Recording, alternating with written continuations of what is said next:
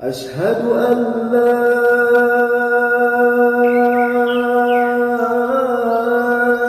إله إلا الله. Alhamdulillah, wassalatu wassalamu ala rasulillah, Sayyidina wa maulana Muhammadin ibni Abdillah, wa ala alihi wa sahbihi wa man tabi'ahu wa mawala. Asyhadu an la ilaha illallah wahdahu la syarika lah, wa asyhadu anna sayyidana Muhammadan abduhu wa rasuluh alladzina wa rasula ba'da. Allahumma salli ala sayyidina Muhammadin nabiyil ummihi wa ala alihi wa barik wa sallim. Qala Allah ta'ala fil Qur'anil azim wa huwa asdaqul qa'ilin. A'udzu billahi minasy syaithanir rajim. Ya ayyuhalladzina amanu taqullaha haqqa tuqatih wa la tamutunna illa wa antum muslimun. Wa qala ta'ala fi ayatil ukhra, ya ayyuhalladzina amanu taqullaha wa qulu qawlan sadida yuslih lakum a'malakum wa yaghfir lakum dzunubakum wa may yuti'illaha wa rasulahu faqad faza fawzan 'azima. Amma ba'd, fa inna asdaqal hadithi kitabullah wa khairul hadi Muhammadin sallallahu alaihi wasallam wa sharrul umuri muhdatsatuha wa kullu muhdatsatin bid'ah wa kullu bid'atin dalalah wa kullu dalalatin finnar. Allahumma sholli ala sayyidina Muhammad wa ala alihi wa sahbihi alaihim ajma'in. Hadirin jamaah Jumat yang dimuliakan oleh Allah Subhanahu wa taala. Hari ini kita dapat beribadah kepada Allah Subhanahu wa taala dengan karunia yang sangat besar kita terima. Nikmat itu tak lain tak bukan adalah nikmat kesehatan, kesempatan, keringanan langkah, kaki yang berhayun melangkah ke masjid yang kita cintai ini dengan niat yang tulus, dengan yang suci beribadah kepada Allah. Maka tak lain tak bukan adalah kita syukuri kembali nikmat Allah itu dengan mengucapkan alhamdulillahirabbil alamin. Apa sebab berapa banyak hari ini saudara-saudara kita, keluarga kita, tetangga kita, kerabat kita tak mampu ia melangkah ke masjid ini, tak mampu ia mendengarkan khutbah seperti biasanya. Apa sebab? Dicabut Allah Subhanahu wa taala nikmat sehat di dalam dirinya. Begitu juga orang-orang yang berada di rumah sakit, terbaring ia, tak mampu pula ia melaksanakan perintah Allah ini. Tapi apalah daya dan upaya, suara azan itu masuk, didengar oleh telinganya, sayup-sayup ia dengar dari jendela jeruji itu. Ia mendengar panggilan seruan Allah, hayya 'alas shalah, mari salat. Begitu kata muadzin mengumandangkan azan, tapi apalah daya dan upaya, badan tak mampu bergerak, hanya hati yang berbicara. Maka hari ini kita dimuliakan Allah, nikmat yang besar. Kembali kita bersuruh kepada Allah untuk saat ini dan di masa-masa yang akan datang. Maka kita senantiasa mengucapkan alhamdulillahirabbil alamin. Bersalawat kita kepada Nabi kita Muhammad Rasulullah sallallahu alaihi wasallam dengan mengucapkan Allahumma sholli ala sayyidina Muhammad wa ala ali sayyidina Muhammad. Berkat beliaulah, berkat perjuangan beliau, berkat hati beliau yang suci, yang tulus dan ikhlas, kita tahu tata cara bagaimana beribadah kepada Allah. Kita tahu tata cara bagaimana menyembah Allah. Kita tahu tata cara bagaimana syariat yang dititipkan oleh Allah melalui Nabi kita yang paling mulia, yaitu Nabi Muhammad sallallahu alaihi wasallam. Hari ini kita dengan beliau berjarak lebih kurang 8.000 km jauhnya bahkan lebih. bahkan lebih dari tahun 1444 Hijriah, 400.000 tahun yang lalu, 1000 tahun yang lalu. Tapi saat kita mengucapkan Allahumma sholli ala Sayyidina Muhammad wa ala ali Sayyidina Muhammad, maka saat itu kita dekat dengan beliau, maka malaikat pun menitipkan balasan yang dititipkan Allah. Sallallahu alaihi wasallam, Allah balas 10 kebaikan, wa utan anhu as-sara sayiat, Allah tutupkan 10 kesalehan, wa rafa'an lahu as-sara darajat, Allah naikkan 10 tingkatan derajat kemuliaan. Kalau dengan Nabi Muhammad SAW kita bersalawat, bagaimana dengan sahabat kawan karib kita yang telah mendahului kita? Maka tak lain tak bukan ketika kita bertakziah, walaupun setelah selesai sholat kita mengucapkan Allahumma ghfir lahu warhamhu. Hanya itu yang bisa dapat kita titipkan kepada mereka, maka kita pun juga akan dekat dengan mereka. Muslimin jamaah Jumat yang dimuliakan oleh Allah Subhanahu wa taala. Diceritakan Allah di dalam Al-Quran bahwasannya ketika manusia itu meninggal dunia, ada beberapa orang, ada berjuta-juta orang meminta kepada Allah Subhanahu wa taala. Apa yang mereka minta diceritakan Allah dalam Al-Quran. Laula akhartani ila ajalin qarib. Ya Allah, kami ingin hidupkan kembali lagi ke duniamu ya Allah. Apa yang mereka minta? Mereka tidak minta hidup lama. Mereka tidak meminta hidup sampai berpuluh-puluh tahun. Qarib. Qarib baiti. Pendek sekali mereka. Apalah agak yang mereka minta? Mereka meminta disebut Allah dalam Al-Quran. Mereka meminta fa'asaddaqo, aku mau bersedekah, wa akum minas solihin, dan aku mau beramal soleh. Mengapa dibedakan sedekah dari amal soleh? Bukankah sedekah itu termasuk amal soleh? Karena memang orang mati itu nampak langsung balasan amal solehnya. Balasan surga nanti yang di surga Jannatul Naim. Balasan bagaimana mendidik anak menjadi soleh nanti ia pandang di surga Jannatul Firdaus. Tapi ketika masuk ke liang lahat yang gelap tersebut, laula akhartani ila ajalin qarib, ya Allah kami minta kepadamu hidupkan kami kembali walaupun sesaat. Qarib, sangat pendek. Apalah mereka minta? Yaitu fa'asaddaqo wa akum minas solihin, dan aku mau bersedekah dan beramal soleh. Tapi yang bersedekah itu hanya bisa pada orang-orang yang kaya. Fakirus sai layokti, orang yang tak punya apa-apa maka dia tidak bisa akan beri apa-apa. Maka dalam hadis disebutkan al-mu'minul qawi, seorang mukmin yang kuat, kuat ilmunya, kuat agamanya, kuat akhlaknya, kuat hartanya, kuat pemikirannya, khairun, lebih baik, wa ahabbu ilallah, lebih dicintai Allah, minal mu'minid dhaif, daripada mukmin yang lemah. Jamaah Jumat yang dimuliakan Allah Subhanahu wa taala, hari ini di telekomunikasi yang sangat canggih ini, cukupkah agaknya dengan bersedekah dan beramal soleh?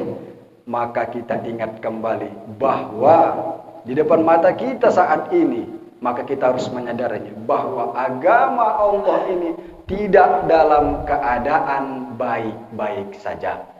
Kalau hanya Nabi Muhammad SAW mensyariatkan bagaimana kita sholat, bagaimana kita puasa, hubungan muamalah, hubungan silaturahim, mungkin saat ini kita tidak dapat menganut agama Islam. Karena pada dasarnya agama ini sempat diruntuhkan oleh bernama Kaisar Konstantin. Dengan tak dapat dipungkiri bahwa nenek moyang kita ingat, mereka adalah penganut agama Buddha.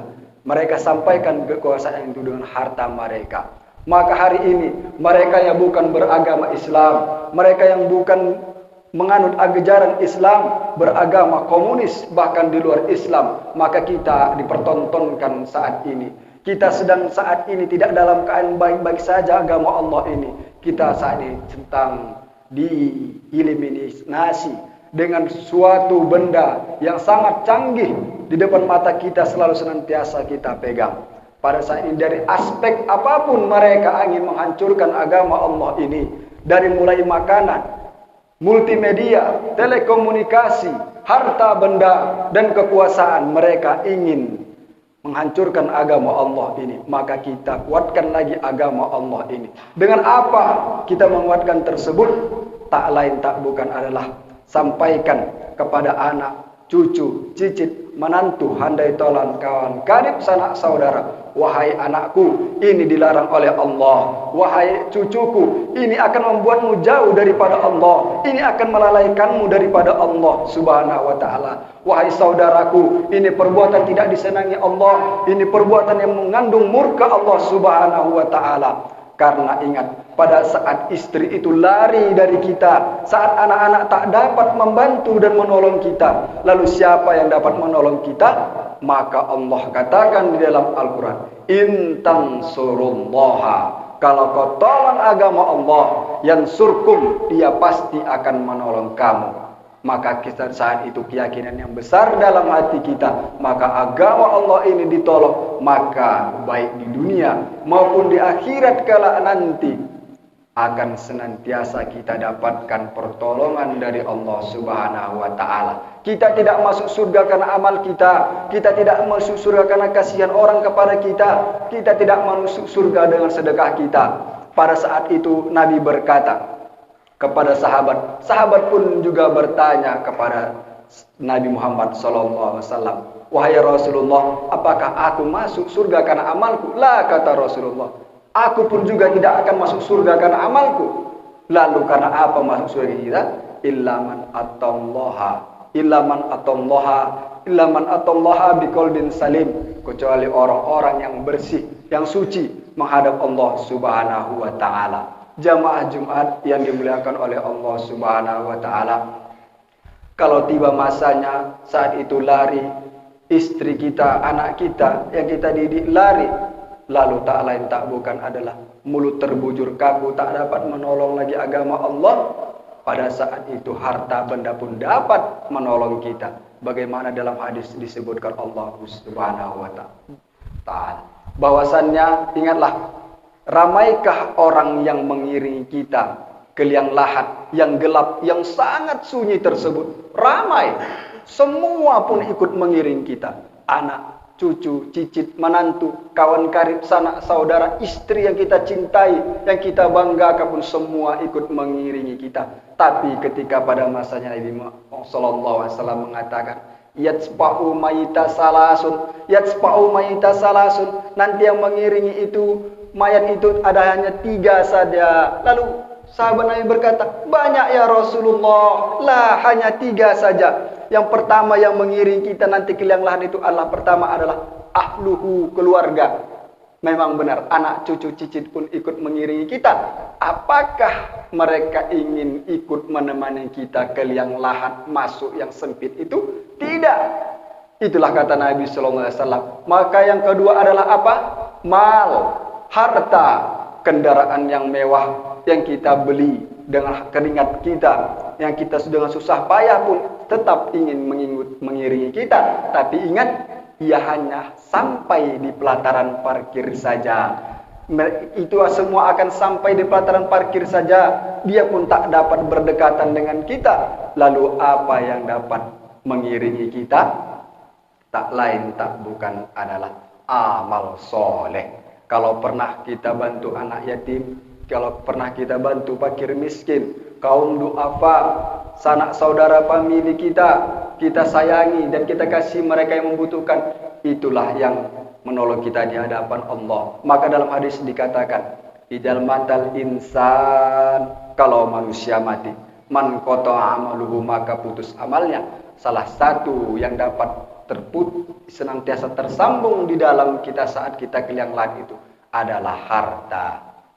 Jamaah Jumat yang dimuliakan oleh Allah Subhanahu wa ta'ala, hari berganti, terus berbulan juga sampai ke tahun-tahun yang berikutnya.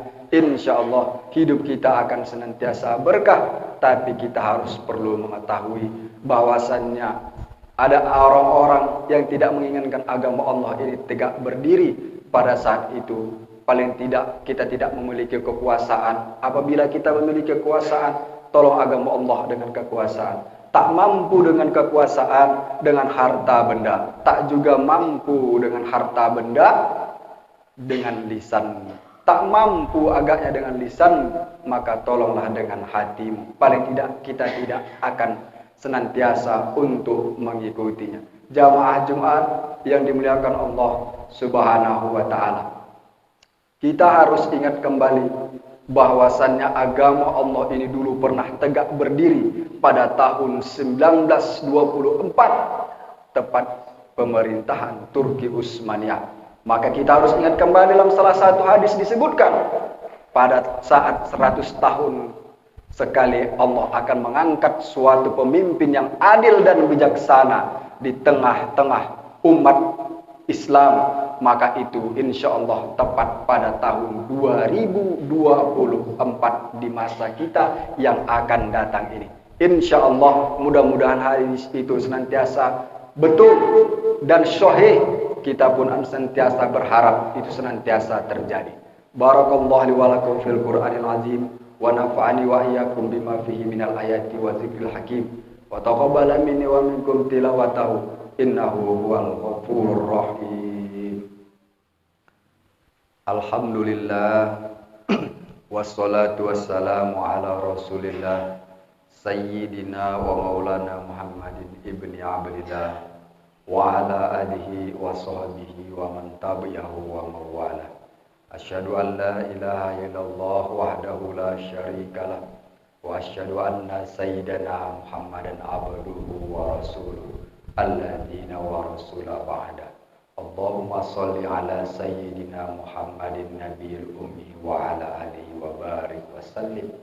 Qala Allah ta'ala fil Qur'anil azim wa huwa asdaqul qailin a'udzu billahi minasyaitonir rajim wal 'asr innal insana lafi khusr illal ladzina amanu wa 'amilus shalihat wa tawassaw bil haqq wa tawassaw bis sabr wa qala ta'ala fi ayatil ukhra innallaha wa malaikatahu yusholluna 'alan nabi ya ayyuhalladzina amanu shallu 'alaihi sallu alaihi wasallim taslima. Allahumma sholli ala sayyidina Muhammad wa ala ali sayyidina Muhammad kama shallaita ala Ibrahim wa ala ali Ibrahim wa barik ala sayyidina Muhammad wa ala ali sayyidina Muhammad kama barakta ala Ibrahim wa ala ali Ibrahim fil alamin innaka Hamidum Majid.